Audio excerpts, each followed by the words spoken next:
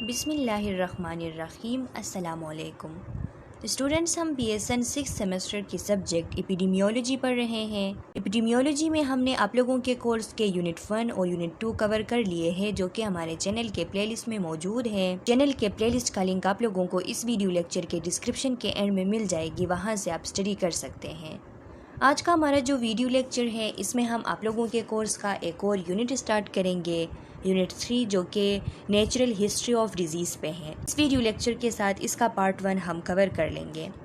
तो students, natural history of disease किसे कहते हैं, तो इसके बारे में कुछ इससे रिलेटेड कॉन्सेप्ट्स मैंने आप लोगों की क्लियर करवाई हुई है। आप लोगों के जो यूनिट 2 हम डिस्कस कर रहे थे, तो उसमें ये टॉपिक आई हुई थी, तो उसमें थोड़ा बहुत हमने इसको डिस्कस कर भी लिया था, लेकिन इस यूनिट के अंदर हम इसको डिटेल से पढ़ेंगे। तो स्टूडेंट्स, यहाँ पे आप लोगों को बताती चलूँ कि नेचुरल हिस्ट्री ऑफ डिजीज़ कहते किसे हैं। किसी भी इंडिविजुअल के अंदर कोई भी डिजीज़ प्रोसेस जब स्टार्ट होती है और वो कंटिन्यू रहती है, प्रोग्रेस करती जाती हैं, यानी उसकी जो अनइंटरप्टेड प्रोग्रेशन होती है एक इंडिविजुअल के अंदर डिज़ीज़ प्रोसेस की, तो वो नेचुरल हिस्ट्री ऑफ डिज़ीज़ कहलाती हैं। यानी हम कोई इलाज नहीं कर रहे हैं, हम कोई इंटरवेंशन नहीं कर रहे हैं, और एक इंसान के अंदर एक डिज़ीज़ प्रोसेस प्रोग्रेस करती जा रही है, तो वो जो उसकी प्रोग्रेस है उस डिज़ीज़ प्रोसेस की, तो ये progress natural history of disease कहलाती हैं। इसमें होता क्या है, सबसे पहले एक इंसान जो है वो ससेप्टिबल हो जाता है, वल्नरेबल हो जाता है, कमज़ोर हो जाता है, ससेप्टिबल हो जाता है, और ससेप्टिबल होने के बाद उसकी जब एक्सपोजर हो जाती है इन्फेक्शियस एजेंट से या फिर डिज़ीज़ काजिंग फैक्टर से, तो उसमें फिर उस डिज़ीज़ काजिंग फैक्टर की वजह से या फिर उस इन्फेक्शियस एजेंट की वजह से इन्फेक्शन या डिज़ीज़ जो है वो स्टार्ट हो जाती हैं।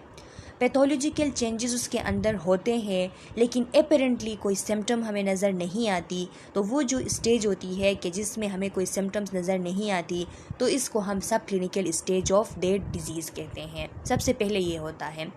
उसके बाद फर्स्ट सिम्टम जो है वो अपीयर हो जाती हैं, और फर्स्ट सिम्टम अपीयर होने के बाद की जो टाइम है, जो पीरियड है, तो उसको हम क्लिनिकल स्टेज कहते हैं, कि जिसमें सिम्टम साइंस हमें अपीयर हो रहे होते हैं, हमें नज़र आ रहे होते हैं, और एक्चुअली उसी टाइम पे उस डिज़ीज़ की भी डायग्नोसिस हो जाती हैं। अगर इसमें हम डायग्नोसिस करके इलाज कर लेते हैं, तो फिर मे बी इस डिज़ीज़ की आउटकम जो है वो रिकवरी होगी और ये ठीक हो जाएगी। लेकिन अगर हम इलाज नहीं करते हैं या फिर इलाज कामयाब नहीं होती हैं, तो इस डिज़ीज़ प्रोसेस की एंड या तो डिसेबिलिटी पे होगी या तो फिर डेथ होगी। तो कोई भी डिज़ीज़ प्रोसेस जो है जब वो स्टार्ट हो जाती हैं, कंटिन्यू रहती हैं विद द टाइम पीरियड, काफ़ी टाइम बाद वो या तो एंड में जाके उसकी वजह से डेथ काज होती है, या फिर डिसेबिलिटी काज होती है, या फिर रिकवरी हो जाती है। तो ये जो जितना भी प्रोसेस है ओवर टाइम डिज़ीज़ की प्रोग्रेशन का, तो ये नेचुरल हिस्ट्री ऑफ डिज़ीज़ कहलाती है। इस यूनिट के अंदर आप लोगों के ऑब्जेक्टिव्स ये हैं कि इस यूनिट के एंड के बाद आप लोग किस एबल होंगे कि नेचुरल हिस्ट्री ऑफ डिज़ीज़ का आप लोगों को पता होगा। जो टर्मिनोलॉजीज़ है, होस्ट, एजेंट, एनवायरनमेंट, इन सब का आप लोगों को पता होगा। कंसेप्ट ऑफ एपिडेमियोलॉजी और डिजीज़, और इसके साथ साथ जो एपिडेमियोलॉजिकल ट्राइएट है उसका पता होगा आप लोगों को, और एपिडेमियोलॉजिकल अप्रोचेस जो कम्युनिटी के अंदर यूज़ होते हैं उनका भी आप लोगों को पता होगा। एपिडेमियोलॉजिकल ट्राइएट का आप लोगों को पता है स्टूडेंट्स, पहले भी हम डिस्कस कर चुके हैं। ये एक ट्रेडिशनल मॉडल है इन्फेक्शियस डिज़ीज़ काजेशन की, कि इसके मुताबिक इसका कहना ये है कि 3 चीज़ें होती हैं, होस्ट, एजेंट और इन्वायरमेंट, और इन 3 चीज़ों की जब आपस में इंटरेक्शन हो जाती है, तो उस इंटरेक्शन की वजह से डिज़ीज़ काज होते हैं। लिखा है ए traditional model of infectious disease causation known as epidemiologic triad. The triad consists of an external agent, a host, and an environment in which the host and agent are brought together, causing the disease to occur in the host. Triad में 3 चीज़ें हैं, एक external agent और एक host और फिर उनका environment, कि जिस एनवायरनमेंट के अंदर जब वो एजेंट और होस्ट एक दूसरे के करीब आ जाते हैं, एक दूसरे से इंटरेक्ट कर जाते हैं, तो फिर उसकी वजह से होस्ट के अंदर डिज़ीज़ अकर हो जाती हैं। तो इसको कहा जाता है एपिडेमियोलॉजिकल ट्राइएड। लिखा है A vector, an organism which transmit infection by conveying the pathogen from one host to another without causing the disease itself, may be a part of the infectious process. अब देखें environment में क्या होता है। Environment में बहुत सारी ऐसे कंडीशंस हैं जिनकी वजह से इन्वायरमेंट फेवरेबल बन जाती हैं एक डिज़ीज़ को अक्कर होने के लिए। किस तरह, जैसे कि वेक्टर की जो प्रेजेंस है, अगर वेक्टर प्रेजेंट है तो कुछ डिजीज़ ऐसे हैं कि जब उनके लिए वेक्टर नहीं होंगे तो फिर वो ट्रांसमिट नहीं हो सकते। वेक्टर की मौजूदगी में वो ट्रांसमिट होते हैं एक से दूसरे में, और ये जो वेक्टर की मौजूदगी है ये उनके लिए उस डिज़ीज़ को एक से दूसरे में ट्रांसमिट होने के लिए एक फेवरेबल कंडीशन बना देती हैं। वेक्टर क्या होता है? वेक्टर एक ऑर्गेनिज्म होता है जो कि एक इन्फेक्शन काज करने वाला जो पैथोजन होता है उसको एक इंसान से दूसरे इंसान में वो उसको ट्रांसमिट कर देता है। ख़ुद उस वेक्टर को कोई डिज़ीज़ नहीं होती, कोई इन्फेक्शन नहीं होती, लेकिन वो इन्फेक्शियस पैथोजन जो है, जो पैथोजन जो डिज़ीज़ काज करने वाला एजेंट है, उसको एक इंसान से दूसरे में वो ट्रांसमिट कर देता है। पहले इसकी एक क्लासिकल एग्जांपल है। क्लासिकल एग्जांपल मींस कि क्लासिकल उस चीज़ को हम कहते हैं जो बहुत ज़्यादा पुराने ज़माने से चलती आ रही हो। तो ये एनोफिलिस मस्कीटो की जो एग्ज़ाम्पल है ये हमेशा से चलती हुई आ रही है और एक बेस्ट एग्ज़ाम्पल है कि as the Anopheles mosquito ingests blood from an infected host, it picks up the parasite Plasmodium. क्या होता है कि जब एनोफिलिस मस्कीटो जो कि मलेरिया काजिंग मस्कीटो जिसे हम कहते हैं कि ये एक ऐसी वेक्टर है जिसकी वजह से मलेरिया एक इंसान से दूसरे में ट्रांसमिट होती हैं। तो किस तरीके से ट्रांसमिट होती हैं? ये जो मस्कीटो होता है एनोफिलिस मस्कीटो, ये जाके इन्फेक्टेड होस्ट जो होता है जिसमें इन्फेक्शन है, जिसको मलेरिया है, उससे ब्लड इंजेस्ट कर लेता है। ब्लड इंजेस्ट करने के बाद इसके अंदर, इसके बॉडी में ये पैरासाइट प्लाज्मोडियम आ जाती हैं। आने के बाद इसके बॉडी के अंदर काफ़ी इसका लाइफ साइकिल चलता है। उसके बाद after being stored in the salivary gland and then injected into the next human upon which the mosquito feeds, the plasmodium can cause malaria in non infected human. Students, यहाँ पे थोड़ी सी mistake है, ये infected human नहीं है बल्कि ये non infected human है। यहाँ पे ये वाला जो है ये नॉन इन्फेक्टेड ह्यूमन है, यहाँ पे ये वाला जो है ये इन्फेक्टेड होस्ट है। तो यहाँ पे थोड़ी सी मिस्टेक है, नॉन इन्फेक्टेड यहाँ पे नहीं लिखी गई है, इसको आप अपने लिए करेक्ट कर दीजिएगा। तो यहाँ पे कहने का मतलब ये है कि ये जो प्लाज्मोडियम पैरासाइट है ये इसके अंदर आ गई थी एनोफिलिस मस्कीटो के, और इसके अंदर इसकी लाइफ साइकिल स्टार्ट हुई थी और उसके बाद जाके इस एनोफिलिस मस्कीटो के स्लाइवा में ये स्टोर हो गई थी सलाइवरी ग्लैंड में, और फिर जाके जब किसी नॉन इन्फेक्टेड ह्यूमन को इसने बाइट किया, उसको उसके ऊपर बैठ गया, उसको बाइट किया, तो फिर इस की वजह से क्या हुआ कि इसके जो सलाइवरी ग्लैंड में स्टोर्ड जो प्लाज्मोडियम थी वो उस नॉन इन्फेक्टेड ह्यूमन में चली गई। यानी इन्फेक्टेड ह्यूमन से उस पैरासाइट प्लाज्मोडियम को उठा के नॉन इन्फेक्टेड ह्यूमन तक इसने पहुंचा दिया और ख़ुद इसको कोई इन्फेक्शन नहीं हुई। तो ये वेक्टर कहलाती हैं। These Anopheles mosquito serve as a vector for malaria. तो यहाँ पे एनोफिलिस मस्कीटो मलेरिया के लिए एज ए वेक्टर काम करती हैं, एक से दूसरे में इसको फैलाती हैं। In epidemiologic triad model, transmission occurs when the agent leaves its reservoir or host through a portal of exit, is conveyed by a mode of transmission to enter through an appropriate portal of entry to infect a susceptible host. Epidemiological triad model में क्या होता है? Transmission तब होती है जब एक agent अपना रिजर्वायर जो है वो छोड़ दे, जहाँ पे वो रहता है उसको छोड़ दे, और या वो रिजर्वायर या होस्ट भी हो सकता है जिसके अंदर वो रहता है, जिसके अंदर वो अभी तक मौजूद था, उस होस्ट को छोड़ दे, या अपने रिजर्वायर को, कोई भी चीज़ जहाँ पे वो मौजूद होती हो उसको छोड़ दे, पोर्टल ऑफ एग्ज़िट के थ्रू उससे चला जाए, निकल जाए, और फिर वो मोड ऑफ ट्रांसमिशन के थ्रू जाके एक दूसरा होस्ट ढूंढ ले और पोर्टल ऑफ एंट्री के थ्रू उसमें घुस जाए, उस होस्ट तक पहुंच जाए। तो इस वजह से क्या होती है? ट्रांसमिशन होती है। तो एपिडेमियोलॉजिकल ट्राइएड मॉडल का यही कहना है कि एजेंट मौजूद हो, होस्ट मौजूद हो, होस्ट ससेप्टेबल होस्ट हो, एजेंट मौजूद हो, एजेंट में ये सलाहियत हो कि वो होस्ट को जाके उस पर अटैक कर सके, और इन्वायरमेंट उनके लिए फेवरेबल हो। इन्वायरमेंट फेवरेबल होने का मतलब ये है कि पोर्टल ऑफ एग्ज़िट भी मौजूद हो और पोर्टल ऑफ एंट्री दूसरे होस्ट में जाने के लिए वो भी मौजूद हो, तो फिर ट्रांसमिशन हो जाती है एक से दूसरे में। ट्रांसमिशन में भी डायरेक्ट और इनडायरेक्ट, ज़ाहिर सी बात है कि ट्रांसमिशन एक डायरेक्ट ट्रांसमिशन होती है और एक इनडायरेक्ट ट्रांसमिशन होती है। इनडायरेक्ट ट्रांसमिशन यही है कि वेक्टर के थ्रू जो है ट्रांसमिट हो जाती है। अभी जो हमने मलेरिया की जो एग्जांपल पढ़ी तो ये इनडायरेक्ट ट्रांसमिशन की बात हो रही थी, जो हम एनोफिलीज मस्कीटो की बात कर रहे थे।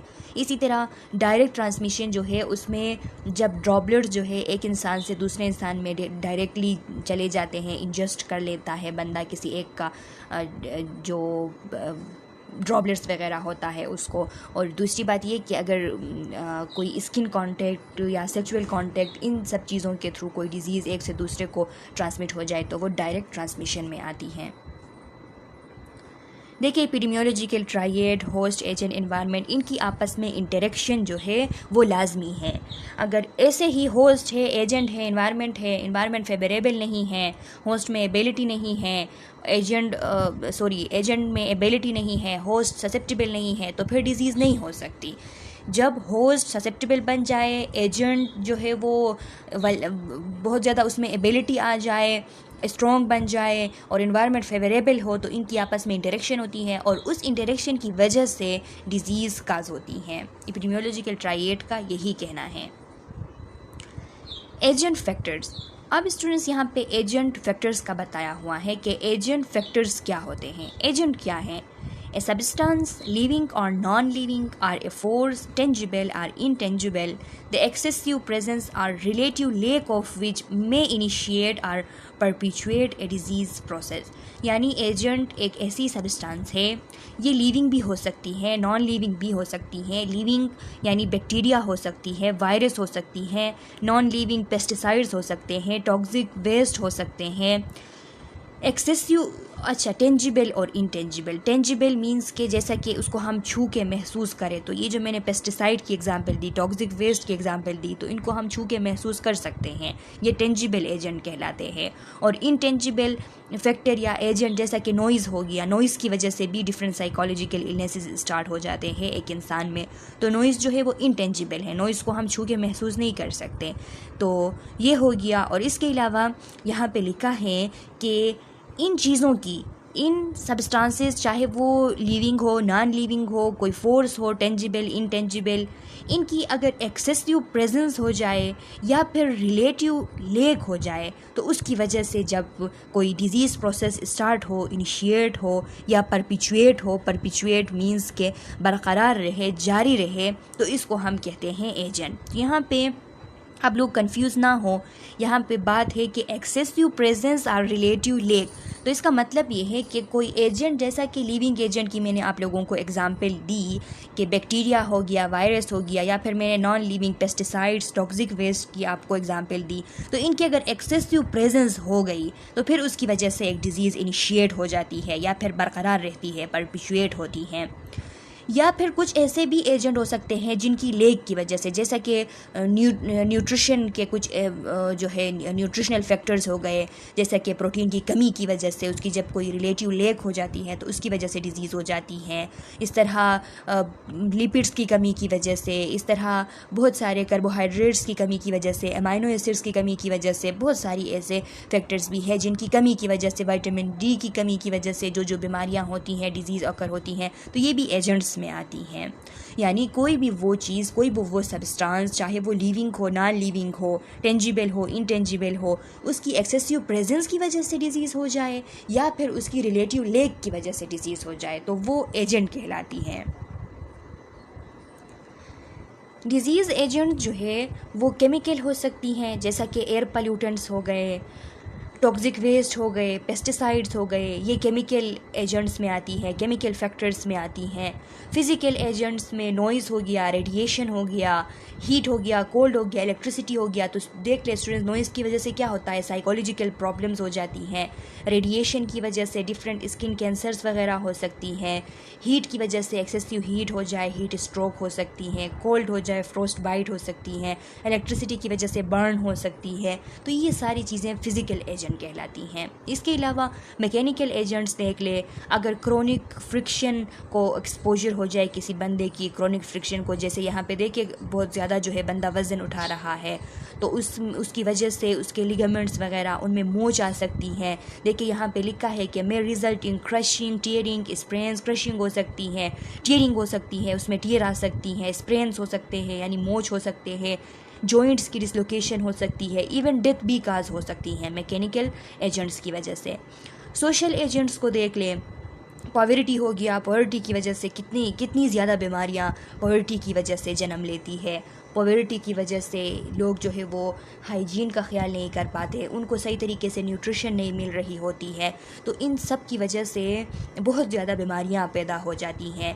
एसेस टू हेल्थ केयर, अगर किसी बंदे की हेल्थ केयर फैसिलिटी के लिए उसकी एसेस नहीं है, या तो पॉवर्टी की वजह से या फिर उसके कल्चर की वजह से उसको एसेस नहीं है, तो इसकी वजह से भी बहुत सारी बीमारियां जो है वो हो सकती हैं। फॉर एग्ज़ाम्पल कोई ऐसा कल्चर है कि जिसमें एक प्रेग्नेंट वूमेन है और उसकी डिलीवरी वो चाहते हैं कि घर में हो, हॉस्पिटल में उसको लेके नहीं जाते, उनके कल्चर ये इस बात को नहीं मानती, तो कितनी कॉम्प्लिकेशंस हो सकती हैं होम डिलीवरी की वजह से उस वुमेन को और उसके बच्चे को।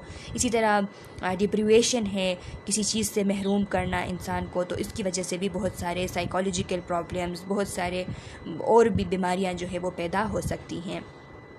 बायोलॉजिकल एजेंट्स देख ले, बायोलॉजिकल एजेंट्स तो जो लिविंग एजेंट्स होती हैं डिजीज़ काज करने वाली, जैसा कि वायरस हो गया, फंजाई हो गए, बैक्टीरिया हो गए, प्रोटोजोआ हो गए, तो इन सब की वजह से कितनी बीमारियां जो है वो फैलती हैं।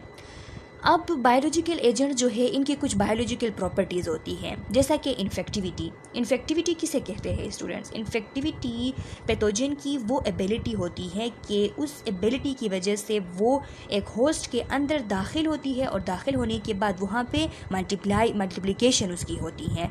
तो ये होस्ट के अंदर दाखिल होना और दाखिल होने के बाद मल्टीप्लाई होना, इसकी जो सलाहियत है वो इन्फेक्टिविटी कहलाती है, एक इन्फेक्शियस एजेंट की इन्फेक्टिविटी। के लिखा है इसमें, this is the ability of an infectious agent to invade and multiply in host. Pathogenicity क्या होती है? Patho means disease, gen means agent यानी डिजीज काज करने वाला एजेंट, और निसिटी जो है वो एबिलिटी को कहते हैं। तो डिज़ीज़ काज करने वाले एजेंट की जो डिज़ीज़ काज करने की एबिलिटी होती है, उसमें जो सलाहियत होती है वो पैथोजेनिसिटी कहलाती है। देखिए लिखा है इसमें, this is the ability to induce clinically apparent illness, यानी ये वो एबिलिटी है एक पैथोजन की, एक डिजीज़ काजिंग एजेंट की, कि जिसकी वजह से एक क्लिनिकली अपेरेंट केस जो है, इलनेस जो है वो स्टार्ट हो, यानी साइन सिम्टम्स उस केस के हो, ऐसे इलनेस जो है वो स्टार्ट हो।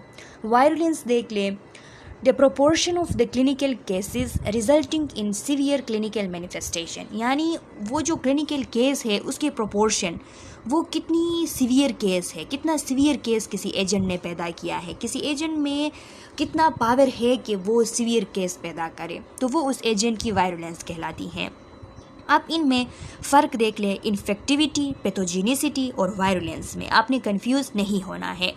इन्फेक्टिविटी बेसिकली कहते हैं इन्फेक्शियस एजेंट की एबिलिटी को, इन्फेक्शियस एजेंट की वो एबिलिटी कि उस एबिलिटी के थ्रू वो इन्फेक्शियस एजेंट एक होस्ट के अंदर दाखिल हो जाता है और मल्टीप्लाई होना स्टार्ट कर लेता है, तो ये उस इन्फेक्शियस एजेंट की इन्फेक्टिविटी कहलाती है।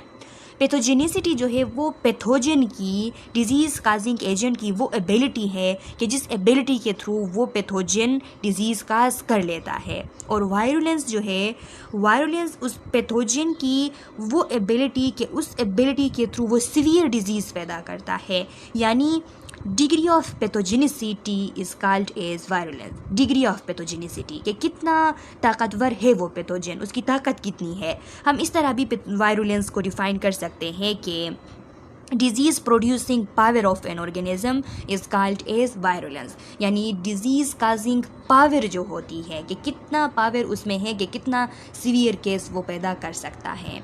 तो जो भी पैथोजन जितना ज़्यादा सीवियर डिजीज़ स्टार्ट कर सकता है, तो हम कहेंगे कि ये पैथोजन इतना ज़्यादा स्ट्रॉन्ग है, इसकी वायरुलेंस इतनी ज़्यादा है।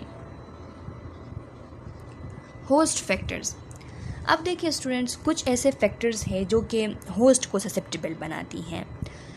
बहुत सारे ऐसे फैक्टर्स हो सकते हैं, बायोलॉजिकल फैक्टर्स भी हो सकते हैं, फिज़िकल फैक्टर्स भी हो सकते हैं, जेनेटिकल फैक्टर भी हो सकते हैं, जो कि एक होस्ट को ससेप्टिबल बना देती है, उसको कमज़ोर कर देती है, वल्नरेबल बना देती है, कि जिसकी वजह से वो इन्फेक्शन के आगे वो बंदा जो है नहीं डट पाता, उसको इन्फेक्शन हो जाती है। तो होस्ट की डिफिनीशन लिखी है कि living things, usually humans or animals, which are exposed and harbor a disease। यानी होस्ट क्या है? होस्ट कोई भी एक लिविंग थिंग है, चाहे वो ह्यूमन हो या एनिमल हो, जो कि डिज़ीज़ के सामने एक्सपोज होती हैं और एक डिज़ीज़ को हर्बर करती हैं। यानी एक डिज़ीज़ उनके अंदर, उस एनिमल के अंदर या फिर उस ह्यूमन के अंदर ग्रो करती है, तो उसको हम क्या कहते हैं? होस्ट कहते हैं। The human host is referred as soil and the disease agent is seed. अब देखिए, ह्यूमन होस्ट को मिसाल दिया गया है सोइल के साथ, मिट्टी के साथ, और डिजीज़ एजेंट को मिसाल दिया गया है एक सीड के साथ, बीज के साथ, कि अगर बीज जो है वो सोइल में गिरता है तो वो उगता है। इसी तरह कोई डिजीज़ एजेंट अगर ह्यूमन के अंदर आ जाती है तो ह्यूमन एज अ सोइल उसको ग्रो करने में उसकी मदद देती है। ह्यूमन के अंदर जब आ जाती हैं तो उसको वहाँ पे खुराक मिलती है, उसको वहाँ पे फेवरेबल इन्वायरमेंट मिल जाता है, और उस फेवरेबल इन्वायरमेंट के अंदर वो मल्टीप्लाई होता है, ख़ुद के नंबर को ज़्यादा करता है और इस तरह उस ह्यूमन को इन्फेक्ट कर देता है। In some situation, host factor play a major role in determining the outcome of individuals exposure to infection, for example tuberculosis। यानी कुछ situations ऐसे होते हैं कि जिसमें host factor का बहुत बड़ा major role होता है, कि एक इंडिविजुअल की अगर किसी इन्फेक्शन के साथ उसकी एक्सपोजर हो जाए तो उसका आउटकम कैसा हो। अगर होस्ट फैक्टर जो है वो स्ट्रॉन्ग है किसी ह्यूमन के होस्ट फैक्टर्स उसमें जो है स्ट्रॉन्ग है, वो इतना वल्नरेबल नहीं है, तो फिर उसकी जो डिज़ीज़ उसको जो काज हुई है, जो एक्सपोजर हुई है, अगर एक्सपोजर हुई है तो उसको डिज़ीज़ नहीं हो सकती। इसके बनस्बत अगर एक होस्ट फैक्टर जो है वो वल्नरेबल है, होस्ट ससेप्टिबल है डिफरेंट होस्ट फैक्टर्स की वजह से, तो अगर उसकी एक्सपोजर हो गई तो उसको डिज़ीज़ जो है वो आसानी से लग जाती है। ट्यूबरकुलोसिस की एग्ज़ाम्पल ले ले कि फॉर एग्ज़ाम्पल दो बंदे हैं, एक ससेप्टिबल है और दूसरा जो है वो स्ट्रॉन्ग है, उसकी इम्यूनिटी उसके सब कुछ जो है वो स्ट्रॉन्ग है। वो दोनों एक ऐसे क्राउड में गए हैं जहाँ पे ट्यूबरकुलोसिस का जो बैक्टीरिया है वो मौजूद था, किसी लोगों को वहाँ पे टीबी थी, लेकिन अब दोनों जो है ये बंदे वहाँ पे गए हैं। तो ये जो स्ट्रॉन्ग बंदा था ये यहाँ से निकल जाएगा, उसको टीबी जो है वो नहीं हो सकती क्योंकि वो स्ट्रॉन्ग है, उसकी इम्यूनिटी स्ट्रॉन्ग है, उस पर इसका इतना असर नहीं होगा एज़ कम्पेयर टू ये ससेप्टिबल होस्ट। ये जैसे ही इस क्राउड से निकलेगा तो इसको वो इन्फेक्शन हो चुकी होगी और वो इनको इन्फेक्ट करेगी। तो इसीलिए होस्ट फैक्टर्स जो है उनका बड़ा किरदार होता है होस्ट को ससेप्टिबल बनाने में।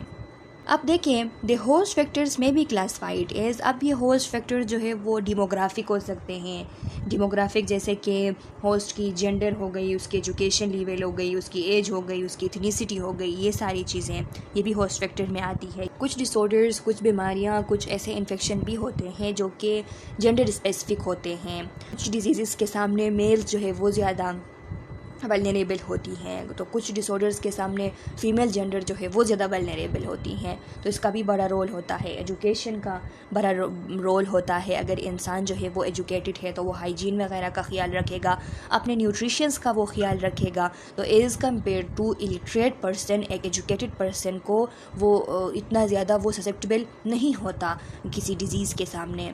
इसके अलावा देख ले एथनिसिटी, एज, इन सब का बड़ा रोल होता है। एज में जो वेरी यंग और वेरी ओल्ड लोग होते हैं तो वो ज़्यादा ससेप्टेबल होते हैं एज़ कम्पेयर टू जो in between of very young और वेरी ओल्ड होते हैं लोग एज ग्रुप के हिसाब से। तो इसीलिए ये सारी चीज़ें, और इसके अलावा बायोलॉजिकल फैक्टर्स, बहुत सारे बायोलॉजिकल फैक्टर्स आगे हम डिस्कस करेंगे।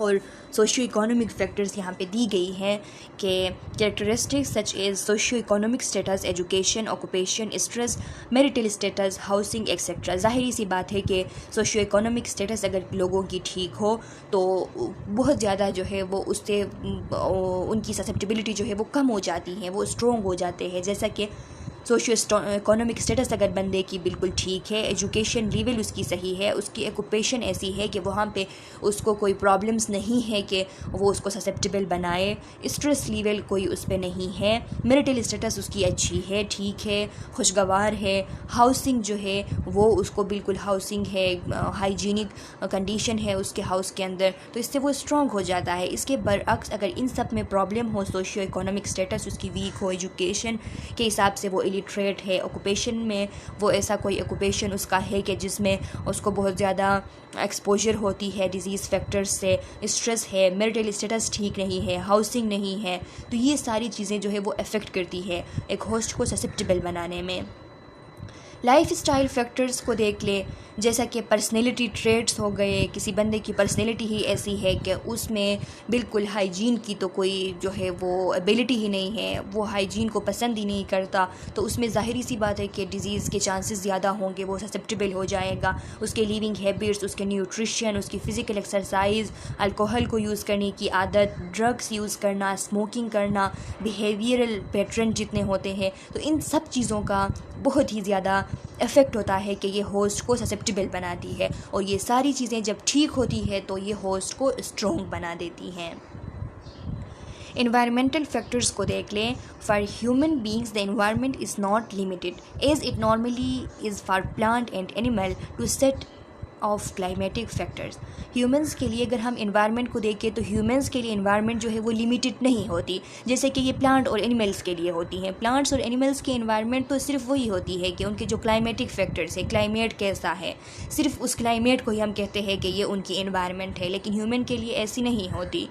ह्यूमन के इन्वायरमेंट को जब हम लेते हैं तो उसमें देखिए लिखा है, for example for men social and economical conditions are more important than mean annual temperature, कि एक एनुअल टेम्परेचर जो होती है, चाहे बहुत ज़्यादा सर्दी हो रही है, चाहे बहुत ज़्यादा गर्मी हो रही है, तो उससे ज़्यादा इम्पोर्टेंट उनकी सोशियो इकोनॉमिकल स्टेटस है। क्योंकि चाहे बहुत ज़्यादा गर्मी हो या सर्दी हो, अगर economic status, socio economic status अगर वो एक ऐसे मुआशरे का बंदा है जो मुआशरा जो है वो बेहतरीन है, और दूसरी बात ये कि अगर वो इकोनॉमिक लेवल उसकी अच्छी है, तो चाहे जितनी भी गर्मी हो वो अपने लिए उसका बंदोबस्त करेगा, एसी लगाएगा, अपने लिए वो जितने भी मेजर्स है गर्मी से बचने के लिए वो सब कुछ करेगा, तो वो उसको मैनेज कर सकता है।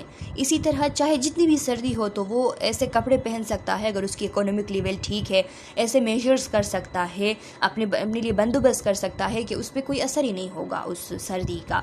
तो इसीलिए बता रहा है कि ह्यूमन के लिए जो उसकी इन्वायरमेंटल फैक्टर है वो लिमिटेड नहीं होते, जैसा कि प्लांट और एनिमल्स के लिए होते हैं। तो इसीलिए इन्वायरमेंट का बहुत बड़ा किरदार होता है इंसान की ज़िंदगी पे, इंसान की होस्ट को ससेप्टेबल बनाने में इन्वायरमेंट का सबसे बड़ा किरदार होता है। अगर इन्वायरमेंट किसी डिज़ीज़ के लिए फेवरेबल ना हो तो वो डिज़ीज़ नहीं फैल सकती, अगर इन्वायरमेंट फेवरेबल बन जाती है तो फिर वो डिज़ीज़ जो है वो फैल जाती हैं। अब देखिए इन्वायरमेंट में जो इन्वायरमेंट है ह्यूमन का, तो वो उसकी फ़िज़िकल इन्वायरमेंट, उसकी बायोलॉजिकल इन्वायरमेंट और उसकी साइकोसोशियल इन्वायरमेंट हो सकती हैं। फिज़िकल इन्वायरमेंट में कौन सी चीज़ें आती हैं? The term physical environment is applied to non living things and physical factors, जैसा कि एयर हो गया, वाटर हो गया, सोइल हो गया, उसकी हाउसिंग, उसके क्लाइमेट, जियोग्राफी के वो कौन से एरिया में रहता है, कि ट्रॉपिकल एरिया में तो नहीं है। अगर ट्रॉपिकल एरिया में है तो ज़ाहिर सी बात है कि ट्रॉपिकल डिजीज़ भी उसको हो सकते हैं। हीट उस एरिया की कैसी है, लाइट वो कैसी है वहाँ की जिस एरिया में वो रहता है, नॉइज़ तो नहीं है, डेब्रिस वगैरह तो वहाँ पे नहीं है। डेब्रिस किसे कहते हैं? किसी कोई चीज़ अगर डिस्ट्रॉय हो जाती है और उसके जो मवाद बाकी रहते हैं तो वो डेब्रिस कहलाते हैं। इसी तरह डिफरेंट डेब्रिस वगैरह की वजह से भी डिफरेंट डिजीज़ फैल सकते हैं। रेडिएशंस का वहाँ पे क्या हाल है, तो ये सारी चीज़ें, radiations, housing, climate, geography, heat, noise, air, water, soil, ये सब फिज़िकल एनवायरनमेंट में आती है। और इन सब का देखे स्टूडेंट्स, एयर को देखे, वाटर को देखे, सोइल को देखे और सोचे कि एक इंसान की ज़िंदगी पे इन सब चीज़ों का कितना बड़ा असर होता है। ये सब चीज़ें अगर इंसान की ठीक हो तो कितना वो इंसान स्ट्रॉन्ग बन जाएगा किसी भी डिज़ीज़ के आगे, और अगर इनमें 2-3 में ही ख़राबी आ जाए तो फिर बंदा कितना वल्नरेबल बन जाता है किसी डिज़ीज़ के सामने। बायोलॉजिकल इन्वायरमेंट को देख ले। The biological environment is the universe of living things which surround man including man himself. The living things are the virus and other microbial agent, insects, rodents, animals and plants. Biological environment में जो जितनी भी living things इंसान के इर्द गिर्द होती हैं, जिसमें इंसान खुद है, इंसेक्ट्स है, रोडेंट्स है, एनिमल्स है, प्लांट्स है, वायरसेस है, ये सारी चीज़ें ये उसके बायोलॉजिकल इन्वायरमेंट में आती हैं। तो वो अगर एक ऐसे इन्वायरमेंट में है जहाँ रोडेंट्स वगैरह ज़्यादा हैं, तो रोडेंट्स जो है वो कितना एज ए वेक्टर काम करती है एक डिज़ीज़ को दूसरे में फैलाने में। जूनोटिक डिजीज़ को देख ले, डिफरेंट जूनोटिक डिजीज़ को कि एनिमल पालने की वजह से, ये रोडेंट वगैरह घर में होने की वजह से कितने डिजीज़ फैलते हैं। इसी तरह डिफरेंट प्लांट्स की वजह से उनके साथ ऐसे जहरीले प्लांट्स भी होते हैं कि उनके साथ जब एक्सपोजर हो जाती हैं तो डिफरेंट डिजीज़ जो है वो लग जाती हैं। इंसान के ख़ुद के इर्द गिर्द अगर ऐसे इंसान हैं जिनको डिजीज़ है तो उसका कितना असर पड़ता है एक इंसान पे। तो ये सारी चीज़ें बायोलॉजिकल इन्वायरमेंट में आती हैं। और कि साइको सोशल इन्वायरमेंट का आप लोगों को पता है कि those factors affecting personal health care and community well being that stem from the psycho social makeup of individual and the structure and function of the social group. यानी वो सारी चीज़ें कि जिसका इंसान के पर्सनल हेल्थ पे असर होता है, यानी उसकी साइको सोशल इन्वायरमेंट। इसमें देख ले स्टूडेंट ज़्यादातर बात सोशल इन्वायरमेंट की है। अगर सोशल इन्वायरमेंट ठीक है, एजुकेशन लेवल ठीक है, इंसान का जो है वो उसकी जो इकोनॉमिक लेवल है वो ठीक है, ये सारी चीज़ें अगर ठीक होंगी तो उसका मेंटल हेल्थ, उसकी साइकोलॉजिकल इन्वायरमेंट वो ख़ुद ब खुद ठीक होगी। उसके इर्द गिर्द जो इंटरपर्सनल रिलेशनशिप्स है सोसाइटी के अंदर, फैमिली में इंटरपर्सनल उनके रिलेशनशिप्स हैं, मैरिटल स्टेटस उनका है, ये सारी चीज़ें जब ठीक है तो उनका जो मेंटल हेल्थ है वो भी ठीक है। जब मेंटल हेल्थ ठीक है तो उनकी सेहत पे इसका पॉजिटिव असर होगा। इसके वाइस वर्सा अगर सोशल इन्वायरमेंट ठीक नहीं है तो मेंटल हेल्थ ठीक नहीं होगी। मेंटल हेल्थ जब ठीक नहीं होगी तो बंदा जो है वो वल्नरेबल बन जाता है, और जब वल्नरेबल बन जाता है तो फिर क्या होता है कि वो इंसान ससेप्टेबल बन जाता है और उसको डिफरेंट डिजीज़ लग जाती है। देखिए हमेशा इस तरह होता है कि एक इंसान जो है जब वो उसकी साइकोलॉजिकल हेल्थ ठीक नहीं होती तो उसके जो डेली रूटीन है, उसके खाने पीने की, वो सब डिस्टर्ब हो जाती है। उस वजह से उसकी इम्यूनिटी लो डाउन होती है। इम्यूनिटी के लो डाउन होने की वजह से वो बहुत ज़्यादा ससेप्टेबल बन जाता है। अच्छा स्टूडेंट्स, तो अब आ गई नेचुरल हिस्ट्री ऑफ डिजीज़ की डिटेल्स। तो इसको हम नेक्स्ट वीडियो लेक्चर में डिस्कस करेंगे, जो कि इसका पार्ट 2, इसका लास्ट पार्ट होगा। उस वीडियो लेक्चर के साथ यूनिट कवर हो जाएगी। मैं उम्मीद करती हूँ कि अभी तक मैंने इस यूनिट में जो भी आप लोगों को पढ़ाया है आप लोगों को समझ आ गई है। फिर भी कोई क्वेश्चन, कोई कन्फ्यूजन, और अगर आपको लगे कि किसी टॉपिक में मैंने डिटेल से डिस्कस नहीं किया, क्योंकि ये सारी चीज़ें पहले से आप लोगों की पढ़ी हुई चीज़ें हैं तो इतना मैं डिटेल में नहीं गई हूँ, लेकिन फिर भी अगर थोड़ा सा भी किसी टॉपिक में कन्फ्यूजन है तो कमेंट सेक्शन में अपना क्वेश्चन डाल ले। मैं नेक्स्ट वीडियो लेक्चर में या फिर एक शॉर्ट वीडियो लेक्चर में आपको वो सारी चीज़ें एक्सप्लेन कर दूँगी। मिलते हैं नेक्स्ट वीडियो लेक्चर में, तब तक के लिए अल्लाह हाफिज़।